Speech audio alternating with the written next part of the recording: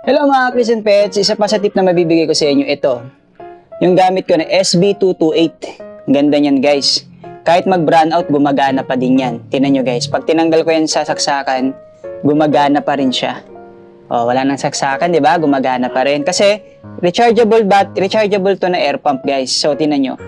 Kahit tanggal lang sa saksakan, umaandar pa rin yung mga air pump natin.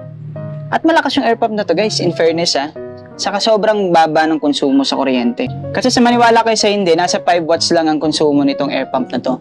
So tinan nyo naman ang haba ng airline mula dyan sa taas, papunta rito, papunta dyan sa ating mga tab. Tinan yung tab na yun, halos puno na, pero ang lakas ng bubble, di ba? Ang lakas ng bubble niyan guys, oh. Bakit guys? Kasi magandang klaseng air pump natin. May brand kasi, di ba? Sobo yan, Sobo. So, laman nito mga baby crayfish. Doon naman ay mga feeders na goldfish. O, diba? Buhay na buhay sila kasi meron silang air pump 24/7. So, nakasaksak lang yan sa charger. So, every time na nagba-brown out, nagba-blackout, gumagana pa rin yan. Kaya wala akong islang namamatay. Kaya kung kailangan nyo rin ng air pump na pwede nyo gamitin kahit brown out, check out nyo guys tong ating air pump na yan. Nasa yellow basket lang yan guys. 2 years na sa akin. Okay na okay pa rin. Subok, sulit ang pera mo dyan.